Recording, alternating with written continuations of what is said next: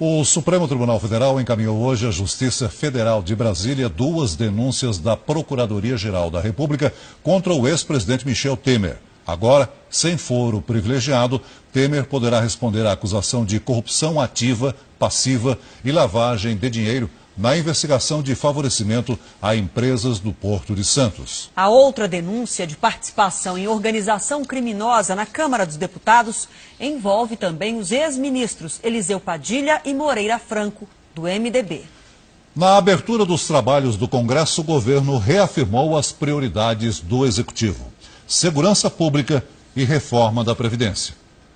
A saudação militar à reabertura oficial do Congresso seguiu a tradição, com salva de 21 tiros. O vice-presidente Hamilton Mourão, representando o presidente Jair Bolsonaro, foi recebido no topo da rampa pelos recém-eleitos presidentes da Câmara, Rodrigo Maia, e do Senado, Davi Alcolumbre. O presidente do Supremo, Dias Toffoli, e a procuradora-geral, Raquel Dodge, acompanharam de perto a leitura da mensagem presidencial ao Congresso. O governo brasileiro declara guerra ao crime organizado. Não temos pena e nem medo de criminoso. A eles sejam dadas garantias da lei e que tais leis sejam mais duras. A mensagem também defendeu que a melhora do ambiente econômico só virá com a aprovação da reforma da Previdência. Estamos concedendo uma proposta moderna, ao mesmo tempo em que se combate fraudes e privilégios. Os discursos que se seguiram ecoaram apoio à reforma da Previdência, mas tanto Maia como Alcolumbre destacaram as mudanças no comportamento dos políticos exigidas pelas urnas. A nova configuração exigirá de nós todos muita responsabilidade e redobrado esforço para que o cenário fragmentado construir os acordos necessários ao bom andamento dos trabalhos do Congresso. O cidadão brasileiro quer honestidade, comprometimento, transparência, acima de tudo. A partir de agora, o desafio dos líderes aliados ao Planalto é aglutinar a maioria governista em meio a tanta gente recém-eleita e fazer isso em tempo recorde. Já o presidente da Câmara pretende deixar para depois qualquer discussão envolvendo a pauta dos chamados costumes sociais, projetos polêmicos que prometem incendiar o plenário e concentrar as atenções na pauta econômica. Já o Senado terá de superar o ambiente de divisão causado pela eleição conturbada do presidente Alcolumbre. No MDB, a maior bancada, com 13 senadores, a disputa abriu um racha que isola o grupo de Renan Calheiros. Simone Tebet, que se aliou a adversários do senador, ameaça deixar o partido. O ministro da Casa Civil saiu vitorioso do episódio e comemora o sucesso de Alcolumbre. A vitória de Davi Alcolumbre é o Senado Federal ouvindo a voz das ruas. E esse é o melhor sinal que o Brasil pode ter. O governo apresentou hoje o pacote de medidas de combate à violência e à corrupção, que será enviado para aprovação de deputados e senadores. Para que as propostas entrem em vigor, será preciso alterar 14 leis. O ministro da Justiça e Segurança Pública, Sérgio Moro, explicou os pontos da proposta aos governadores e secretários de segurança dos estados. O projeto anticorrupção e antiviolência terá 3 áreas principais de atuação: corrupção, crime organizado e crimes violentos. E inclui uma série de mudanças em 14 leis.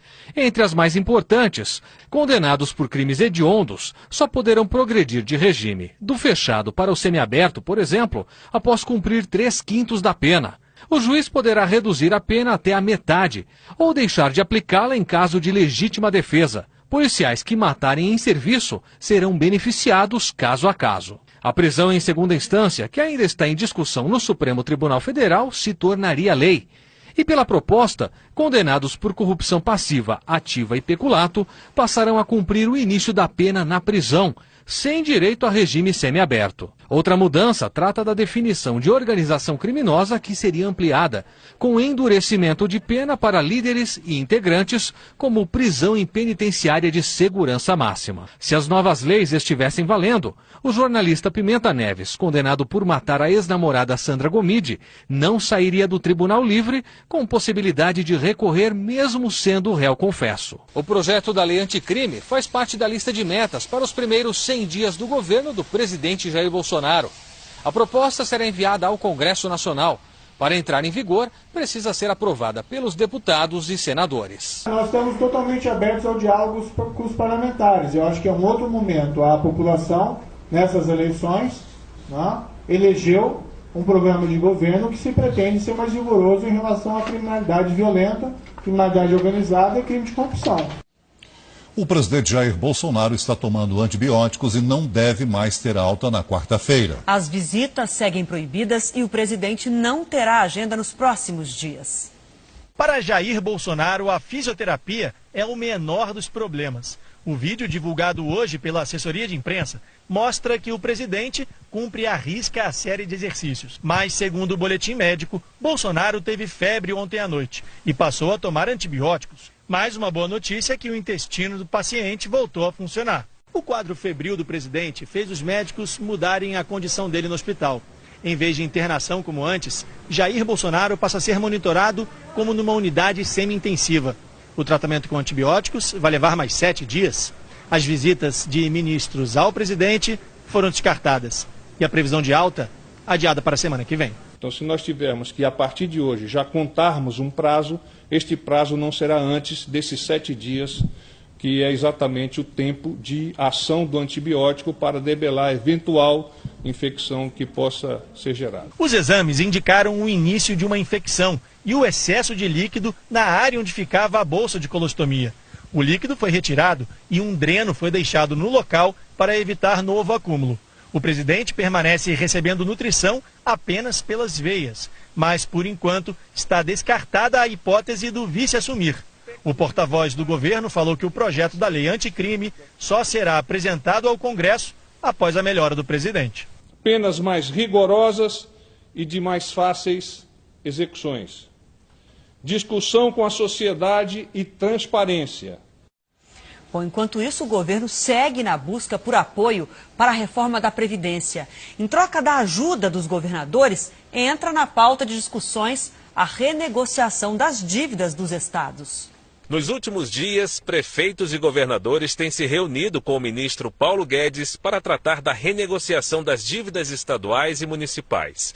Em contrapartida, apoiariam a proposta. Nós excedemos em quase 2 bilhões de reais as nossas despesas para o ano, o que nós devemos ter de receita. Ou seja, nós vamos ter que atacar essas despesas, entre elas a maior é Previdência e folha de pagamento. Segundo o secretário da Previdência e Trabalho, Rogério Marinho, a proposta divulgada seria apenas uma das versões da reforma que serão apresentadas ao presidente da República. O governo avalia que a eleição de Davi Alcolumbre para a presidência do Senado e de Rodrigo Maia para a presidência da Câmara devem facilitar a discussão das propostas, que receberão o sinal verde de Jair Bolsonaro nos próximos dias.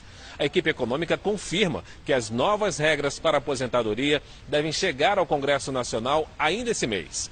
A expectativa é que a reforma seja votada no início do segundo semestre. Nós só iremos falar a respeito do texto quando ele chegar na Câmara dos Deputados.